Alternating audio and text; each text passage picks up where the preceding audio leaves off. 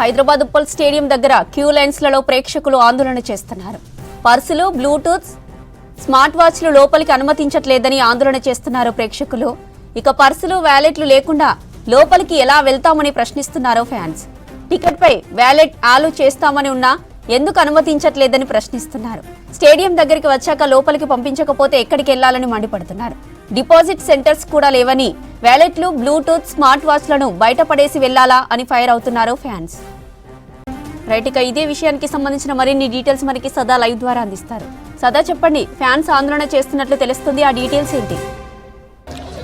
Yes జ్యోతి, Uppal stadium వద్ద LSG SRH match చూడడానికి వచ్చిన ఫ్యాన్స్కి ఒక నిరాశ ఎదురవుతుంది. ఎందుకంటే గతంలో ఎప్పుడూ లేని విధంగా ఈసారి ఎస్ఆర్హెచ్ మేనేజ్మెంట్ కానీ, పోలీసులు కానీ లోపలికి వచ్చే ప్రేక్షకులకు సంబంధించిన వ్యాలెట్స్ కానీ, పర్సులు కానీ, లేకపోతే బ్లూటూత్ కానీ ఇవన్నీ కూడా అసలు అలో చేయట్లేదంటూ కూడా ఇక్కడ ఫ్యాన్స్ అంతా నిరసనకు దిగారు. సో యాక్చువల్గా 1 o'clock నుంచే ఫ్యాన్స్ని అలో చేస్తున్నారు.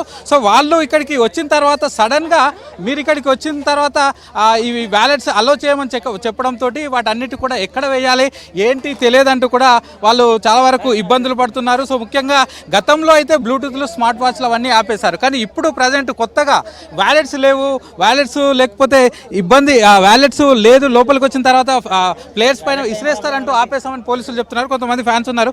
బ్రదర్, ఏమైంది? వ్యాలెట్ అలో చేస్తలేరు, ఏమంటారు? ఇప్పుడు మాక్సిమం వాళ్ళు ఇచ్చిన ఇన్స్ట్రక్షన్స్ మేము చూసి ఫాలో అయినాము. ఇక్కడికి వచ్చిన తర్వాత అందులో క్లియర్లీ రిటర్న్ ఉంది ఏంటంటే వ్యాలెట్స్, ఎలక్ట్రానిక్స్ అలో లేవు, ఫోన్స్ తప్ప ఎలక్ట్రానిక్స్ అలో లేవు, వ్యాలెట్స్ అలో ఉన్నాయని ఉంది. సో మేము తెచ్చినాము. తెచ్చిన తర్వాత టైంకి ఎంట్రీ ఇచ్చే టైంలో అలో లేవంటే ఇప్పుడు మా 5,000 10,000 వ్యాలెట్స్ ఉంటాయి, పడేయలేము, ఉంచుకోలేము, లోపలికి పంపేయని అంటున్నారు.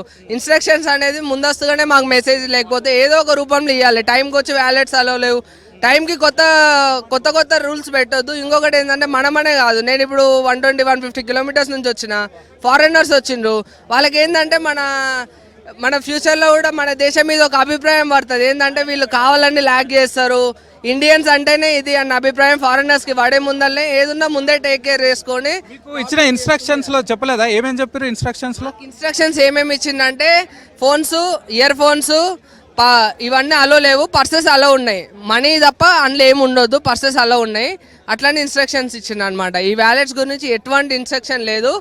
అట్లా ఇది చెప్పండి తమ్ముడు, మీరు ఎక్కడి నుంచి వచ్చారు, ఏమంటారు లోపలికి వెళ్తుంటే? మేము కూడా కల్వకుర్తి నుంచి వచ్చినాము. ఇక్కడ నుంచి ఒక 100 కిలోమీటర్స్ ఉంటుంది. సేమ్ ప్రాబ్లం ఫేస్ చేసినప్పుడు వ్యాలెట్ ఒక 1000 రూపీస్ పెట్టి తెచ్చుకుంటారు పర్సన్.